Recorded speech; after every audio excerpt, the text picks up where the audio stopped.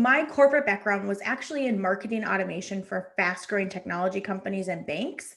And so switching my mindset to treating my business like an actual business where we're trying to attract customers at the top of the funnel and have them come after us because we have the best story, the best product, the best user experience. And how do we create those winning reviews that turn into influencers? So that was the mindset that shifted in my brain.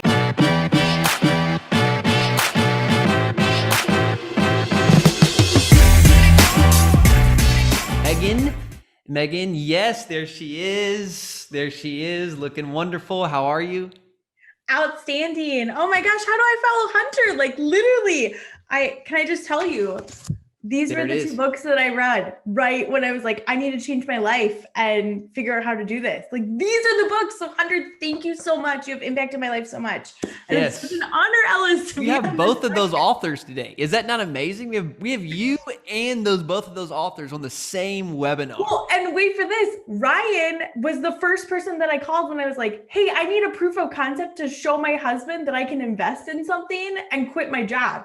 So, like, oh my, Ellis, this is like totally a God thing. Like, I can't Let's believe go. you pulled all these people together. I This is love it. so I amazing. love it. I But love it. Well, I'm so glad to have you. Your story is so inspiring. Guys, I've interviewed Megan on our show, and that's going to be coming out in a couple of weeks. So I'm excited to have you here, Megan. And I want to get in because I know our time is limited, and people really want value today. And so, by the way, meganlamke.com. There's so much about your story I want people to know that we don't have time for today, but it's powerful. But I do want to tap into that. But I want to go back before I ask about your story because I think it's an important piece of raising capital, is story, and it's being honed in on who you are. But before I ask you about story, let me ask you this. The same question I asked to Hunter. What advice would you give to folks who are coming in and they're chasing money and then we're really trying to help them get money to chase after them? What switched for you either in your mindset or your business that really turned that for you? yeah. So my corporate background was actually in marketing automation for fast growing technology companies and banks. And so switching my mindset to treating my business like an actual business where we're trying to attract customers at the top of the funnel and have them come after us because we have the best story, the best product, the best user experience. And how do we create those winning reviews that turn into influencers? So that was the mindset that shifted in my brain. And it was because I literally read Hunter's book, Matt's book, and then another book by Ryan and my mutual friend, this one, Brandon I can't see Bjorken. it. What is that one? This Bring it in is front of the camera. Seven Figure Social Selling by Brandon Bjorken. Like this book has all of the scripts, like how to talk to anybody about anything. Like these are the books that I'm such a nerd. I just needed to like get the information, consume it, and then practice it over and over again so that my mindset could shift and I could start working on my business instead of in my business. I love that. So really, and I think that's so key, and most people don't like treating this like a business. Like your real estate portfolio, you are now the CEO Yep. of this company to really grow and scale this. Megan, the thing I want to ask you about, and then we can take this from Heather, but I would be amiss to not ask you this: the power of story and your why. Like that's setting you apart when people come into your ecosystem. Can you talk about talk about your why, and not just, oh, here's my why, but how you incorporate that into the process of your capital raise that I think gives people just an absolute conviction to want to work with you over a guy like Hunter or Ryan or anybody, right? That they say, no, Megan's my girl. This is who I'm sticking with. Talk about that why, and then how you build that into your whole process community ecosystem. Great. Well, first of all, I believe in abundance. So there's more room for every single person at the table, and we all have different avatars. So my avatar makes emotional decisions based off of three rational reasons, and they tie into my story. So my story is I'm a survivor of physical abuse and sexual abuse. And so I wanted to find a way to make a difference in the community of other survivors. So what we do now is for every real estate syndication that we acquire, a portion of those fees, a portion of the acquisition fee that I would pay myself goes to a donor advised fund. And we are literally rescuing thousands of girls every single year from sex trafficking, from human trafficking in Southeast Asia. And so that resonates with my avatar. I'm going to try not to get choked up because I know we have a short amount of time, but that resonates with them because we're teaching these women to become social entrepreneurs, to become farmers and take microfinancing, and literally giving them a hand out, not just a hand up, to change their life. And so that's the story that we get to tell our investors every single month. And we tell our tenants every single month, like, thank you so much for paying rent in full on time. You helped us rescue 728 girls this month. Like, thank you from the bottom of my heart. Like, you are making a difference. And then to our investors, hey, we just built a border patrol station in Nepal, and that allows us to intercept tens of thousands of girls and help them reunite with their families, get mental health resources, and then give them microfinancing that they need to up level themselves from these impoverished situations. And that's the story that we're telling, not just here's your syndication, but let's give you great returns and make a difference in the world. So honestly, like, let me just ask you, by the way, everyone in the chat's like, amazing. Yes. Listen, it's cool. It's amazing, guys. I love this, but let me just ask I'm just going to go business today because we've talked about this story on my podcast. I'm such a fan of Megan. That's why she's here. But I want to help people raise money and they can figure out their why. From a business perspective, seriously, like, has that helped you raise money? Like, has that put investors into your ecosystem to say, I'm going to give you more, or I was going to go with them? Like, talk about how that's translated to dollars into your fund. Yeah, so it's translated to dollars in my fund because I've gotten these speaking engagements with survivors who also happen to be accredited investors. They come into our ecosystem and they're like, "Hey, Megan, I know, like, and trust you because I heard your testimony at a conference. I want to be a part of the movement that you're doing. Here's $250,000. Here's money from our IRA. Hey, we just sold our house. We're 1031 exchanging this rental property. Like, here are these funds. How many more girls can we rescue?" And so that's the part that, like, I'm not like purposely selling. I'm not cold calling a telephone book. I'm just getting out there and, like, being my authentic self. And it's promoting, like, we did the numbers on this last week. It's like 56% repeat investors in our ecosystem. Like, we're creating this tidal wave of change because we're leading with the story of impact. And that's the influence that any business can have, is when you choose to focus on a cause that's bigger than yourself. So I just encourage you to go figure out what your why is and talk about it. Like you said, Ellis, preach it nonstop. Like, be an evangelist for your why in this business and have that be a way to attract people to you. Yeah, I think that's so powerful too, Megan. Like, your why is beyond the syndication for two reasons. One is because, like, I'm an entrepreneur. Everyone here is probably an entrepreneur. Like, I kind of get bored sometimes of just raising money. Like, I get bored of just, like, waking up and doing webinars. Like, why am I doing this? I want to build something massive that helps thousands. That's why we have a tight community in our mastermind where we're doing a webinar that we want to reach thousands for. And so that, I think, is important. But you know how you, like, by the way, and I say all this, like, well, I love what Hunter says, no one cares what you say. Right.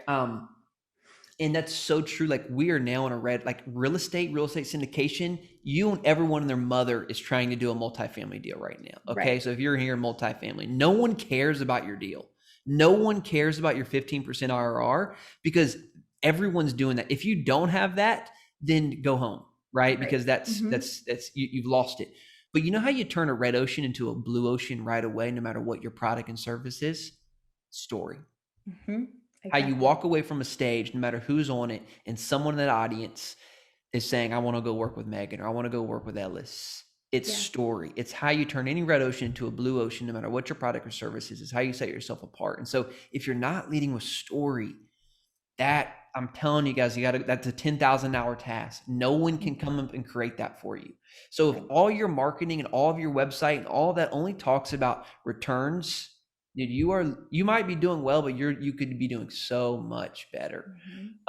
So Megan, I think that's so good. That's so helpful. Let's talk about, while we're waiting on our next panelist, because I got you here, in terms of, you're a marketer. Like, that's who you are. So people want to know about, like, Okay, Hunter talked about ebooks and stuff, but what else are you guys doing for top of the funnel For top of the awareness? funnel, Yeah, yeah. So that top of the really. funnel, some of the things that we're doing is we're buying lists. So we're buying lists and warming up those leads from places like family offices, and then just giving people super high value content, just like you would on a corporate marketing budget. If you're working for a fast growing company, you have certain dollars allocated towards SEO to pay per click in social media. You have certain dollars allocated towards acquiring new lists and bringing them into the fold of your ecosystem and seeing if you can warm up those leads. We're also speaking at conferences outside of the real estate sphere because, again, my avatar are high net worth women.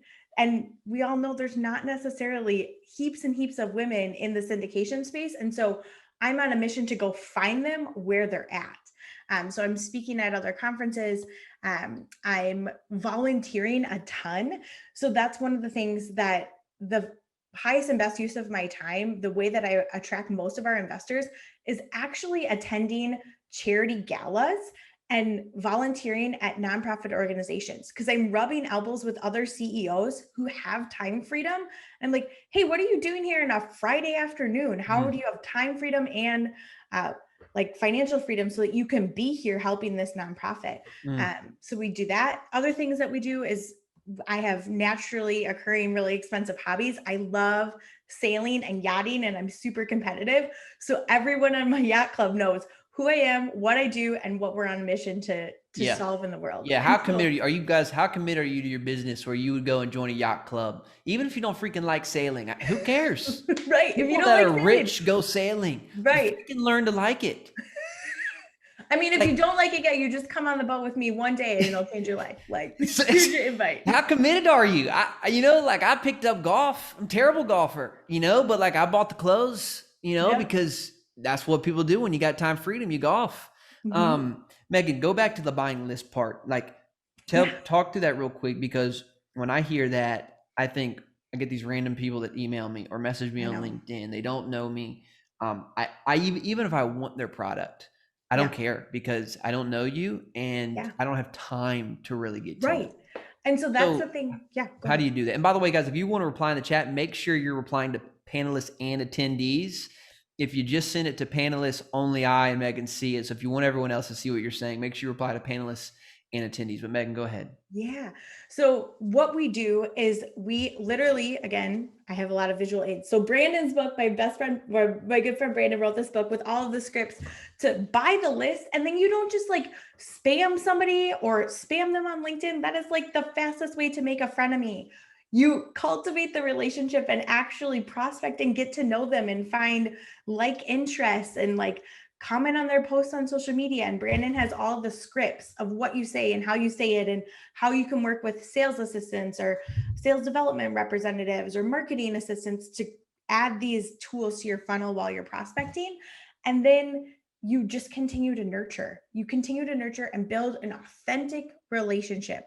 And that might mean you invite them to go sailing with you. That might mean, hey, we're doing a charity organization for my daughter's private school. Would you want to go to this gala with me? We're sponsoring a table. I would love to have you there. I noticed you also care about Christian schools, for example. So that type of thing where you're really just out there, you buy the list, but you're trying to build as many friendships from the list as possible.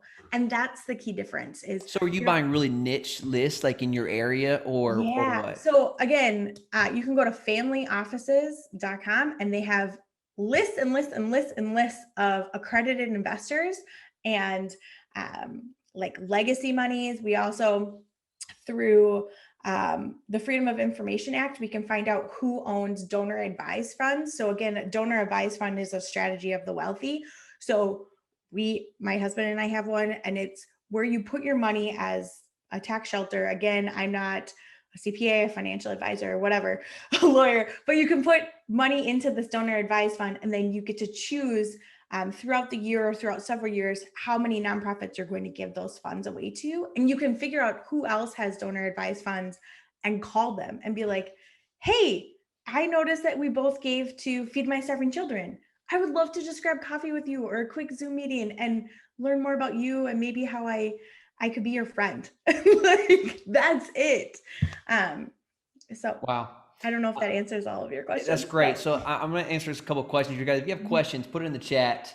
We'll get some of these questions while we're waiting on our next guest from Megan. So Jake asks, is it encouraged to start a nonprofit or ministry to be an extension or arm of a syndication business?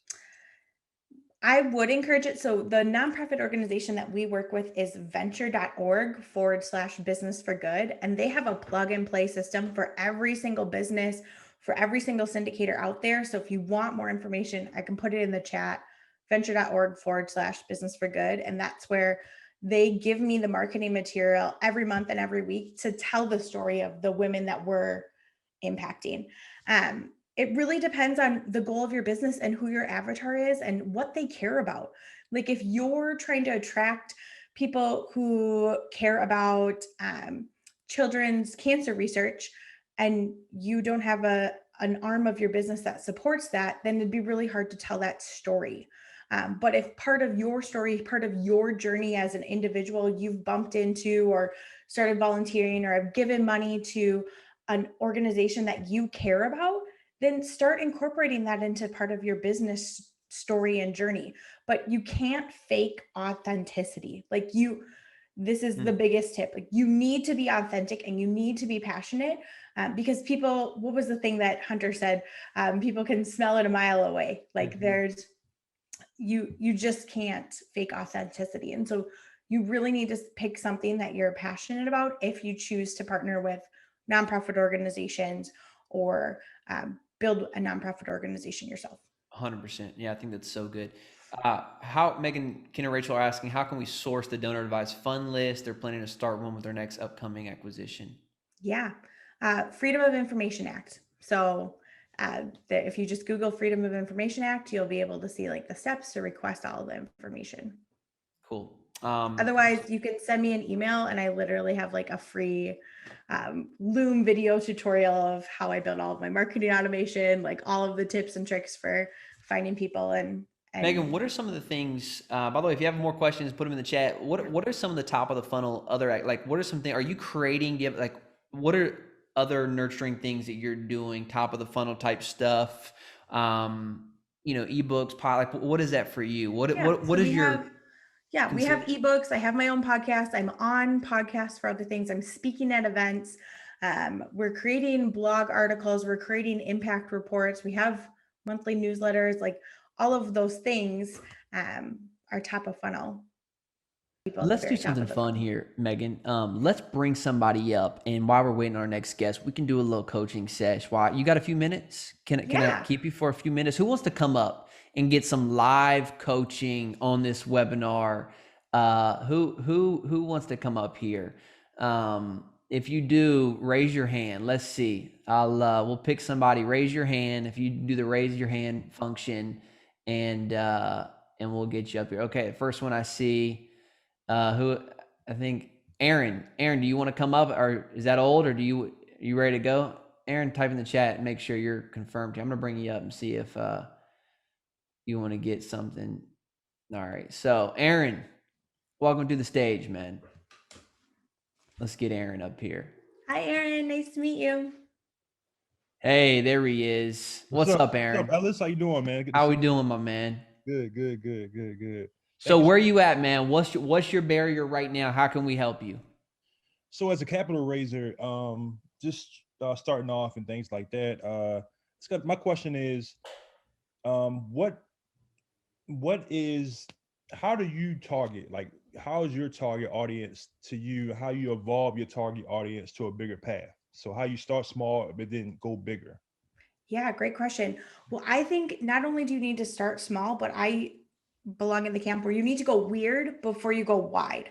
So, really identifying who your avatar is, what are they motivated by, where do they show up in the world, what keeps them up at night, and then creating content that solves those problems. So, when people are like my avatar again are working women, they're high net worth. So when COVID hit, the content that we wrote was, hey, how do you strategically manage your day so that you can still do your job and take care of your kids, because we're all teachers now, like that type of content, and then how real estate syndication could supplement that. So again, to answer your question, it's just going weird before going wide, and writing content that solves the biggest problems that keep your avatar up at night.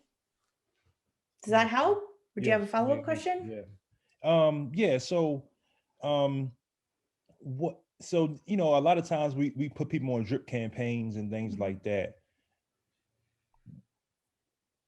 I know a lot of times we got to add value to people, but how do we continue to find information that's going to add value? Because then, I mean, if we continue to go on down the path, and I know a lot of times, we get VAs and things like that, but how do you continue to find great information to add value to our investors? Yeah, there's a couple of different tools that you can use to get great information. Some of them are like SEM Rush, or finding websites that you can see what are the most common terms that people are searching for when it comes to real estate syndication. And then you'll get a list of all of those keywords. And what you want to do is write articles that match those keywords, that pull them out. Or another thing that we've done is we've simply surveyed like our prospects, we've surveyed people in the middle of our funnel, and we've surveyed our customers that have successfully invested with us and said, hey, we want to continue to grow along with you. How can we get better at this? What was your user experience like? What do you wish that you had more of? What's confusing? What's missing? What did you like? What did you did not like? And just get that data. And it's okay to ask people for anonymous information if it helps you serve them better. Mm, Mm, okay, yeah, mm. yeah, thank you. Aaron, let me Great give you, question though. that's a great question. I want to show you something that I do for Kingdom REI, and this allows me to create, like, if you can dial this into your investor process, I think, and this is gold stuff right here, guys. This is a great question he's asking. How do I come up with the best ideas? The best ideas that you're going to come from are the people that you're already working with, your investor base. The problem is most of us don't ask. So we don't really know. We just assume what our investors are struggling with. So for Kingdom REI, our mastermind community, part of our sales process, and we've built this in to our sales process, Aaron, is to ask these questions right here. Yeah. So we've built this into our sales process. And this is so key because now, even if they qualify or don't qualify to be part of the Kingdom REI mastermind, we know what people in our community are going to struggle with, what their fear is, frustration. So then we can create content around this. So I think anybody in your investor call process, you could have this as part of like your Calendly, the thing they have to answer before they schedule a call, or you could just ask these questions on the sales call itself. Hey, what is your biggest fear right now regarding your current situation? Why, like, what has been your biggest frustration with how you've been investing or whatever? If you could wave a magic wand around, like if you were to invest with us or invest in a syndication deal and you could wave a magic wand, what do you want to see happen? And then what are your biggest aspirations in life right now? Because I can assure you it's not investing. It's I want this for my family. I want this vacation. I want this freedom. Dude, if you put this into your process, you would have unlimited content that speaks directly, dagger type content to your folks. And so I would encourage everyone, guys, right? I mean, this is gold right here. What is your biggest fear? What is your biggest frustration? If you can wave a magic wand, and what are your biggest aspirations? This is your content plan for 2021, 2022. If you can dial this in to your sales process early on. And so this is going to be really good for us too. So Aaron, I hope that helps, my man. Yeah, and that's so good, Ellis. I mean, people, when they first interact with you, I like to think that they're getting a fire hose of information from you, but they're also super open to giving you feedback and giving you a whole bunch of information about themselves as you continue to nurture that relationship. So it's great that when you have that 15-minute phone call that you're incorporating that into your sales process. Thank you guys so much. Yeah. A lot of great value, and I wrote that down. And thank you, Ellis. Thank you, Megan, so much. You're Of welcome, course, brother. if You're there's welcome. anything else I can do to help, reach out anytime. Who else? We're still waiting, so let's get some other people up here. This is really good. That was I love bringing on here. That was so cool, Ellis. That was amazing. I'm gonna have to borrow that. I mean, we normally use what keeps you up at night, and what are the business reasons that you're telling your spouse you need to do this? Because like what we found is that we'll meet with a husband or a wife or whatever, a business partner, we'll talk to one and they'll get super excited and super energized. And then we're not prepping them enough to go sell it to their partner or their spouse. Right. And so we found we had to give them those 3 rational reasons. Like, okay, here you love us, you love what we're doing, but here's these 3 reasons why this makes business sense to go invest here. Okay, we're still, by the way, if Matt or Ryan is here, make sure you raise your hand. Who else would like to come up onto the live Kingdom REI show? That's why I like doing this live, Megan. You know, like it's hard for me to sit down and just record videos, but when I go live, like the gold starts flowing, you know? Yeah. All right, so we got a couple here. So I'm gonna bring up this guy for a sec. Let's see. Sorry, I'm just picking the first person I see. So we got Paul coming up. I don't know Paul either. I don't think I know Paul, so this will be good. Hey guys, how's it going? How are you, Paul? Hi, Paul. Hey, thanks so much for having me. And Ellis, I got to talk to you through my brother who lives out in San Diego one time. But it's interesting just in terms of how you touch and market to people. And I still have interest in what you do, even though I'm not in the real estate space, just in terms of advancing the kingdom. And I really loved what you said, Megan, about going and learning from different people. And I don't really have any major questions, but I just want to say it's awesome to understand, because I'm in the hospitality space, but so many things that you are communicating today have really helped me relate to take my business and some ideas to take my business to another level. So do that, and please keep speaking. And honestly, maybe we should connect about a speaking engagement in some other Let's go, Paul. You other thing. know how to get in touch with us, man. Hey, I appreciate you coming on, man, and showing some love, brother. Seriously. Thank you.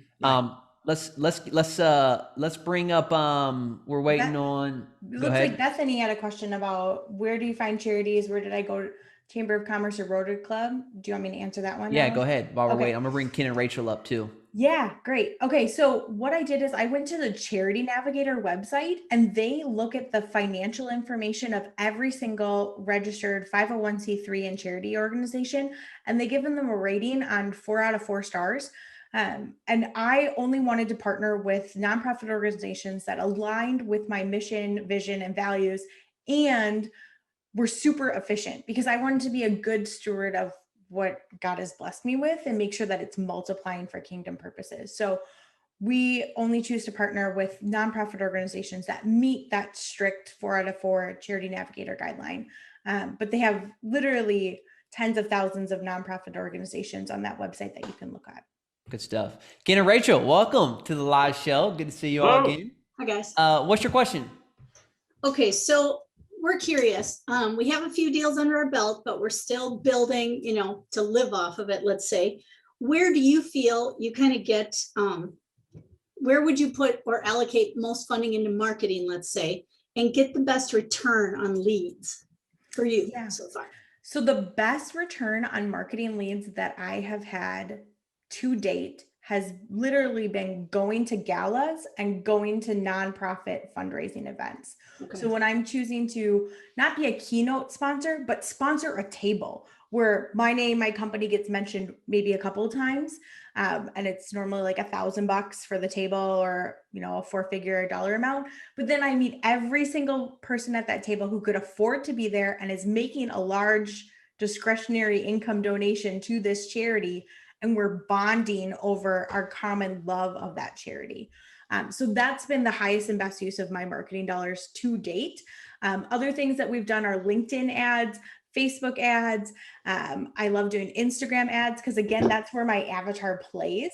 Is my avatar is a female. So she is on Instagram. She is a busy working mom. Like that's where she's at. Yes, she's on LinkedIn, but mostly for my avatar, she's on Instagram when she has some downtime in between connecting with all the kids. So that's a great place. But the other free ways to get more bang for your buck are simply producing free content. So Hunter did an awesome job at talking about this, like blogs, high value ebooks. You can do infographics. You can do compare and contrast cards. You can have polls on any social media platform, like just making sure that you're scheduling that out in like Trello or on Buffer, so that you're you're staying ahead of what all of those engagements are. Wow. And making sure that you're Yeah, not staying siloed in one. Yeah. You I are love that well. principle. I mean, those are all great things. Go ahead, Rachel. You want to follow up with that? I'm just like, wow, exploding. That is Yeah. just a wealth of information you have. Thank you. And I don't know if I could write as fast as you can speak. That's amazing. Well, just think about it. Like the easiest way for me was putting myself not in like Megan Lamke real estate. I'm the CEO of my company, but okay, I'm the CEO of Coca-Cola. What are we going to spend on marketing and where are we going to invest that? So that's the biggest mindset shift is like, how are we getting the most bang for our buck when I'm functioning as a Fortune 100 company? Yeah. Where do I spend money? And because I've been in that role for fast growing Fortune 500 companies, Oh, I knew where they spent budget and what was most efficient. well, that would But I would to say that the only caveat to that though is if you're not already creating content, like then that's the first step. Because if you're Right. not Yeah. writing blogs, you don't have a thought leadership platform, then you have nothing to spend money on. So, Mhm. you know, for me early on, I mean, how I get Megan, how I got Hunter, Ryan is because I've actually spent money going to their events or I Yeah. pay for their masterminds, and Mhm. masterminds put me in direct content with other thought leaders. And so because for me, my best marketing is stuff like this, one to many. I can do one webinar and reach 100 people. How do I get people to join? I just bring the biggest names I know. How do I meet the Right. biggest names? I pay for their time. Like I pay Yeah. for their programs. I pay for their events, Mhm. and I show up. And so that's how I've spent thousands and thousands and thousands of dollars. Honestly, for me, has been events and conferences and masterminds where I just meet influential people and then I build those relationships and then I'm leveraging their audience. Like Mhm. Megan shared this on her Instagram. I'm sure there's some of Megan's followers here. Hunter shared this on his stuff. So I'm sure some of Hunter's followers came to this webinar today. So like that's one of the ways I've used, and even our podcast show. We have a podcast show, our thought leadership platform. When I bring on a guest speaker, we send them 3 emails when the podcast goes live. So we send them an email on Monday, we send them an email on Wednesday, and we send them an email on Friday, asking them, well, it's first sharing, hey, this podcast was awesome. You've gotten this many downloads. Please share, please share, please share. Because I know if they share to their audience, they'll go listen to our podcast and I will get eventually their followers. So you got to commit to creating content, Ken and Rach. You need a thought leadership platform is where I would start. Mhm. we're growing.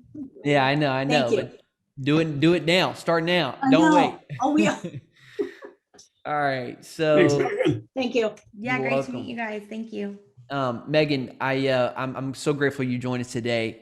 Matt just showed up. So Great. thanks for being here. So excited for your future and thanks again for your time. Thank you so much. It's been such an honor. I put my email in the chat. If anybody has questions, feel free to email me offline. Yeah. Can you say that out loud so they know where to go? I'm sorry. I Yeah, didn't. so my got it email all is going. Megan, MEGAN at meganlamke.com. One of my virtual assistants will respond. And if you just put in the subject line, marketing automation, I'll send you those videos that I talked about that explain the how and what behind everything that we do.